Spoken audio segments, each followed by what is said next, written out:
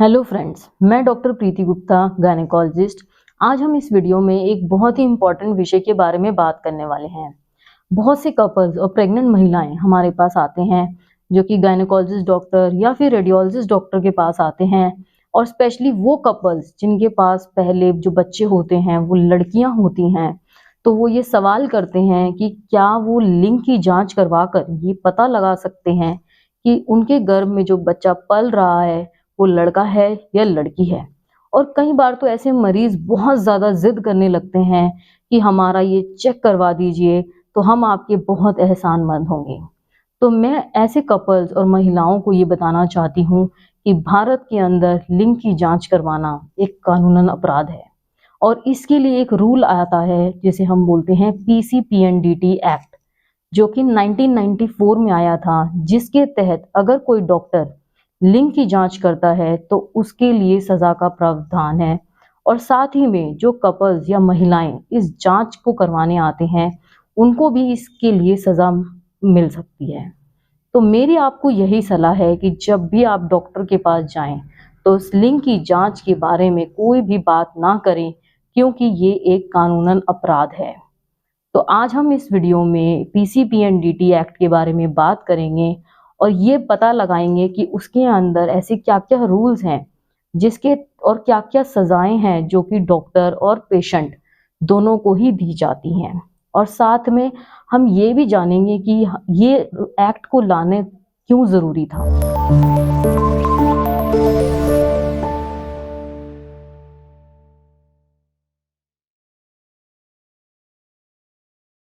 1960 में लिंग की जांच के लिए टेक्निक होती थी एमनियोसेंटेसिस। मगर ये जो टेक्निक होती थी ये बहुत ही रिस्की होती थी, क्योंकि इसमें मिसकैरेज के भी चांसेस होते थे।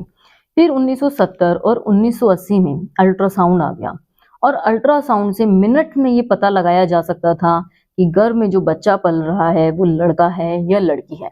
और इसका नतीजा ये हुआ कि लोगों ने बहुत ज़्यादा इस पे डिटेक्ट करना शुरू कर दिया। और जब उन्हें ये पता चलता था कि जो गर्भ में बच्चा है वो लड़की है, तो वो उसका अबॉर्शन करवा देते थे। इससे भारत में जो सेक्स रेशियो है उसकी हालत काफ़ी ख़राब होनी शुरू हो गई। जो लड़कियां हैं वो बहुत ज़्यादा अबॉर्ट होनी शुरू हो गई। और जो अबॉर्शन रेट इतना बढ़ गया कि एक इतना अलार्मिंग स्टेज पे चला गया कि उसके तहत एक एक्ट आया जिसे हम बोलते हैं पीसीपीएनडीटी एक्ट 1994। और इस एक्ट में बहुत ज़्यादा स्ट्रिक्ट कानून है।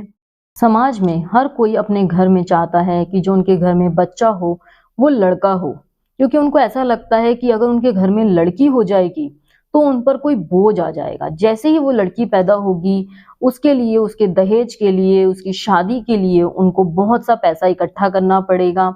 और जो लड़की है वो सारा पैसा लेकर जो है वो दूसरे घर चली जाएगी और उनका जो वंश है वो आगे नहीं बढ़ पाएगा।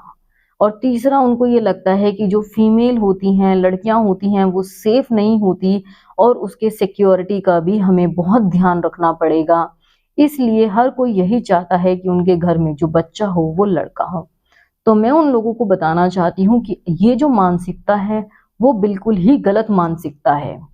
डिलीवरी के बाद महिला को बेटी होती है तो उसके घर वाले उसको कोसने लगते हैं कि तेरी वजह से लड़की हुई है, और उसको बहुत ज़्यादा प्रेशराइज करने लगते हैं कि आगे के जो बच्चे हैं वो लड़के होने चाहिए। और उसको टॉर्चर करते हैं। और कई बार तो मैंने ऐसा भी देखा है कि कई बार जो घर के बड़े होते हैं वो लड़के की शादी कहीं और करा देते हैं और उस लड़की को तलाक दे देते हैं, ये कहकर कि सिर्फ तुम जो है लड़कियां पैदा कर रही हो और तुमसे नहीं हो पाएगा कि तुम हमारे घर का वंश हमें दे सको। तो मैं उन महिलाओं को, उन घर वालों को, उन लोगों को ये बताना चाहती हूँ कि जो गर्भ में बच्चा लड़का है या लड़की है, इसके लिए जिम्मेदारी एक औरत की नहीं होती है, इसके लिए जिम्मेदार एक पुरुष होता है। जब बच्चा बनता है तो पुरुष का जो स्पर्म होता है और महिला का जो अंडा होता है वो जब फ्यूज होते हैं उसके बाद जो भ्रूण बनता है वो लड़का होगा या लड़की होगी, वो एक आदमी के यानी पुरुष के स्पर्म पर डिपेंड करता है। तो इसके लिए आप अगर अपने घर की महिला को कोस रहे हैं तो आप बिल्कुल ही गलत कर रहे हैं। क्योंकि अगर आपको किसी चीज, इस चीज के लिए अगर किसी को कोसना है तो आपको पुरुष को कोसना चाहिए, क्योंकि इसमें महिला का कोई भी इसमें महिला की कोई भी जिम्मेदारी है ही नहीं। जो कपल और महिलाएं डॉक्टर के पास लिंग की जांच कराने जाते हैं, मैं उन लोगों को बताना चाहती हूँ कि ये एक कानूनन अपराध है और सिर्फ ये पूछने पर भी आपको जेल या जुर्माना या आपको सजा का सामना करना पड़ सकता है।